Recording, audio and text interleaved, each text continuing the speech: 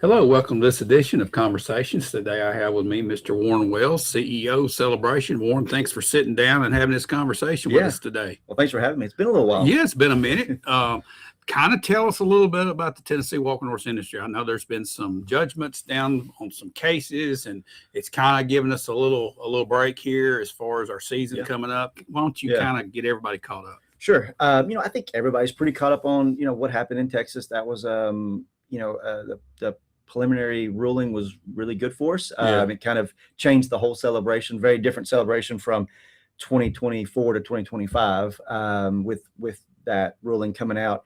So we're in negotiations right now for a settlement with the DOJ, which is representing the USDA, as most people probably know, to take that preliminary decision by the judge in Texas to make it final. And so, what that would mean was, we would have to have due process, eliminates the SCAR rule, another thing that was really important was there was a determination by the USDA a while back that, if a horse was turned down, was found not compliant, right, then they were turned down for that entire show. Right. The issue with that is it really treats these 3-day shows, and especially the celebration, very differently. So, it's saying a horse is not compliant on that first Wednesday, and it still wouldn't be compliant 10 days later. And that really wasn't the intent of the law. And so the judge ruled in our favor that, that horse is turned down for that class. Yeah.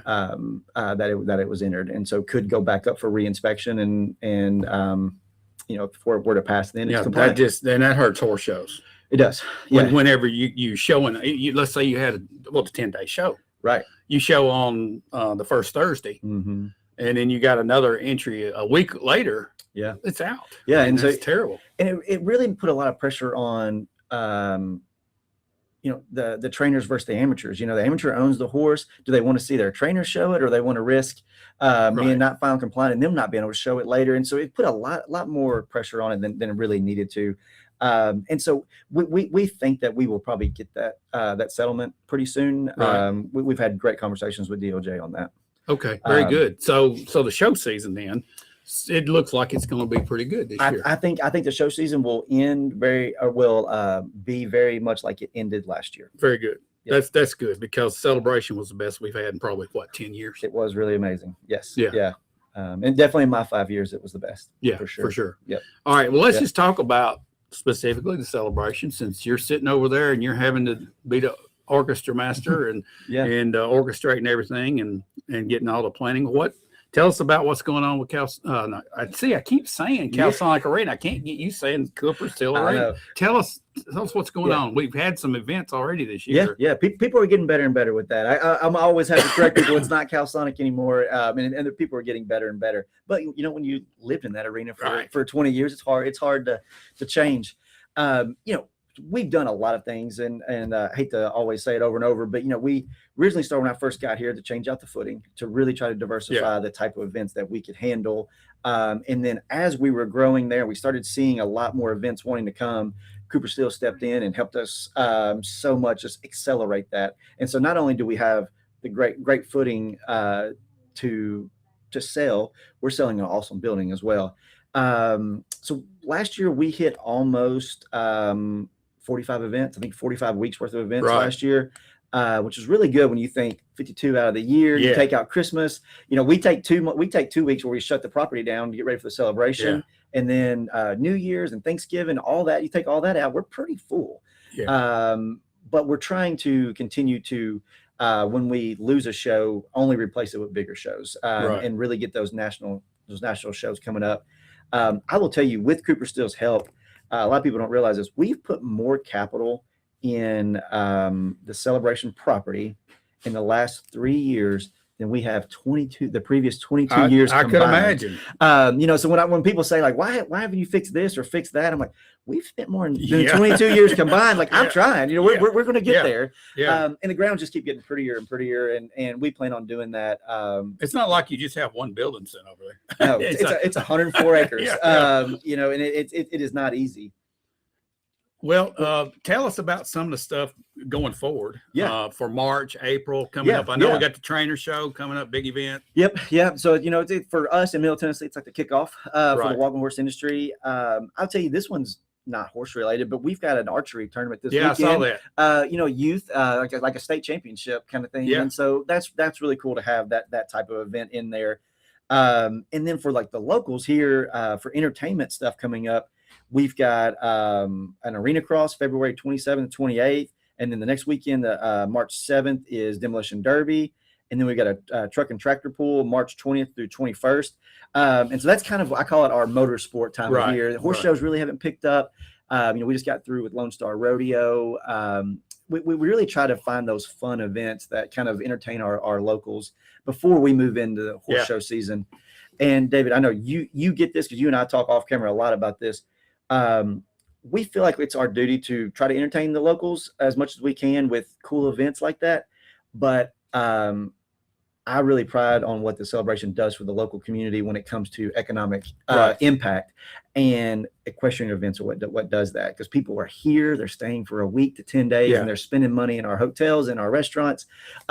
So the first part of the year where it's cold, we try to do a lot of entertainment, and then we move into the horse show season, and it may not be so fun for the locals to come to all the shows, but they're going to, that's what's really putting in tax dollars. Yeah.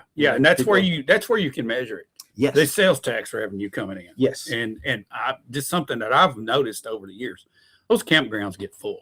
Yep. I mean, there's more people that have their own units now, bringing them and setting up camp than there ever has been, in my opinion. And just look, and some of these things are like super nice, man. Yeah, for sure. And so that's really been our focus, is national and regional type of events. And in the last couple of years, we've recruited probably events out of 4 states, maybe 5, to come in. That was money that was never going to be spent in our facility. And it really happened, when we changed that footing, and then when Cooper Steel came in to help us clean up that building. But we have our normal shows. You mentioned the trainer show that's coming in, that will be kind of the kickoff for the Walking Horse year.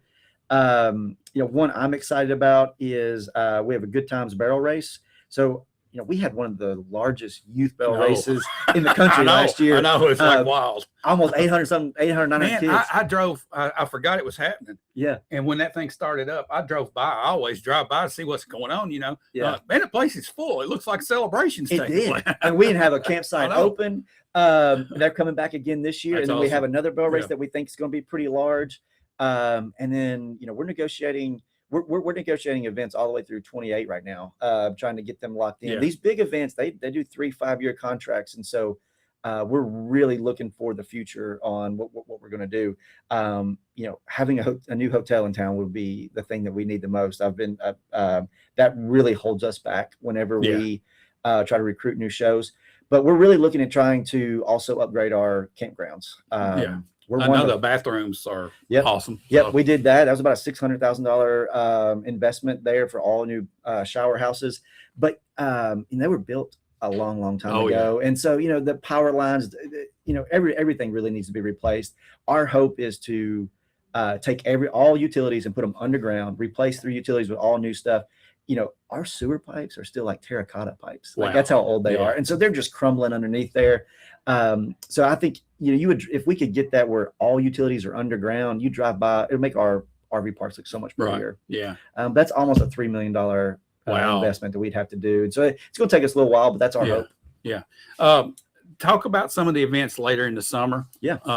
What's going on leading into the celebration in August? Yeah. Another neat one that is kind of new. This will be our 3rd year, the Black Rodeo USA. Yeah. That's one that we sell out. And so we sold out the arena and pretty much ran out of places to park people last year or 2 years ago. So they added another show. So they did 2 shows last year and both sold out within the first 3 days of the town. You could see it in town. Yes. How many people were coming in? Yes. So we think we're probably going to add a 3rd show now. So that's going to be a big economic boost for the town. And then some of our favorites, the Walking for Cancer show, which does, great things. And then I think the mounted shooters come right after the celebration. That's a nice event too. It is. They've been a good partner, and they're the ones who really led to the barrel race. Whenever the barrel racers saw that our footing could handle their event, they knew that we were good enough for barrel races, and so it's really led into that. And then October 31st, we have Monster Truck Wars. I tell people all the time, for a town our size to have a monster truck event is really rare. So come out and support it. Otherwise, we won't get those. But you know, we have the same shows that we've had, the ones that are our bread and butter, all the walking horse events, the spotted saddle horse events, and then racking horse celebration. That brings that up. How many events do you have in Champions out there in the outdoor covered? That's a good. I would say so. Most events who use Cooper Steel also get the Champions with it, but I think we have at least 5 or 6 that is Champions only. You know, that Black Rodeo USA, they have worked with the Extreme Cowboy Extravaganza, and so we have Black Rodeo USA going on at the same time that we have another event in Champions. It's the only time that we've been able to use both. I tell people all the time that Champions Arena is super valuable for us, but I wish when we had it built, you know, in 1999, we'd have put it away from a little separation. Yeah, because that way we could have 2 events at once. Now they're so close that you almost can't. But these two have worked so well together. I thank them both every year for working together to let us have 2 events at one time. That's why we have so many people on the property. So that's been really, really good. But you know, the celebration this year is August 26th through September 5th. And that's, you know, that is our most important thing that we do is crown a world grand champion. Yep. So it sounds like you're real busy this year. Got a lot of things going on for everybody. Yes. And that's the key thing. Let me ask you this. What impact do you think it has? You mentioned having maybe another hotel, but what do you think about Grindstone Cowboy? And then we've got the Glass Hollow Tavern that's, you know, fairly still new open. And how does that complement things at Celebration? A ton. So as I always tell people, you know, when I'm trying to recruit, and Travis Emore, who really does most of the recruiting of events that works for me, when we're trying to recruit someone, you have to realize we are talking to a business owner who owns that show. And so they are trying to then sell that show to their customer. And so when they come to town to meet with me and Travis, and maybe we go to lunch somewhere, they're driving around our town going, okay, there's going to be a Starbucks here. My people want to grab a coffee in the morning, or they go to Grindstone, or some of them, you know, a lot of these times the owners are pretty wealthy people. Like they want a nice steak. And so you've got Glass Hollow and Legends. And so all of the way that our square has changed with new restaurants and things helps us out tremendously to get new people. Because I always say, I mean, I'm not the one selling to the person who's staying in our campgrounds. I'm selling to the person who is selling to the person staying in our campgrounds. And so that helps out a ton that we can show our town off. Because they want their customer to be happy and comfortable when they're here. And not everyone wants to stay in a RV. We talk about tourism all the time, which that's a broad term, but I view as a Celebration as our #1 drawing card for Bedford County. I mean, you look at the Bell Buckle Craft Fair is huge, of course, and Bell Buckle has its charm, but the Celebration to me is the flagship. And I think that's the hub of the wheel for tourism here. If you look at that, and when I think of tourism, I think of people coming here for an event or to come here for a reason and stay for a while. You know, and that to me is it. It is 100%. I mean, everything that we do in this town really matters, but if you really want to pull in dollars from the people visiting, they have to stay here for a couple of days. They got to eat here. Yes. Eat, sleep, you know, buy gasoline. If you watch that barrel race, when they leave here, they're buying diesel on their way home. That is a ton of tax dollars that we get right back to go into our road departments and stuff. And so I try to tell people all the time, like, don't just look at like how many tickets they sold to that event. You got to look at what they're doing while they're here. And the best way to make people understand is, you know, does your kid play travel baseball? Does your kid play travel soccer? How much money do you spend when you go and you're going to Dick's Sporting Goods or something like that? Well, for you, like when we have a horse event over here and they need something, they forgot something in their trailer, they come over here. And it's the same way with Tractor Supply. It's the same way with Walmart. Everything gets hit. All right. One other question. The big arena. Where the World Grand Champions crown. I know in the past the Fun Show was in there a long time ago, and it's been experimented with. We've had it, but it's just such a big place to have a smaller event. Do you ever see the outdoor arena being used for anything down the road, like would be big enough to have it outside there? I do. I mean, I have hopes that we can. It's one of those things that in hindsight, we would have built it completely different if we knew that that's where the industry needed to go. What I think its best use for would be a music festival. Yeah. Because we got the campsites for people to Yeah. go to. We can spread out. I've thought, how cool would it be to have a big premiere concert at night in the outdoor arena, but then during the day you have something in the indoor arena, and then you could even have like in the Blue Ribbon a little singer-songwriter kind of session. I mean, I think we are built for a really cool little festival like that.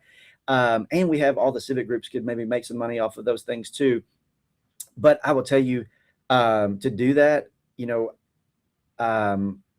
I've got to tear down the center ring. That's just not really where we are at the moment.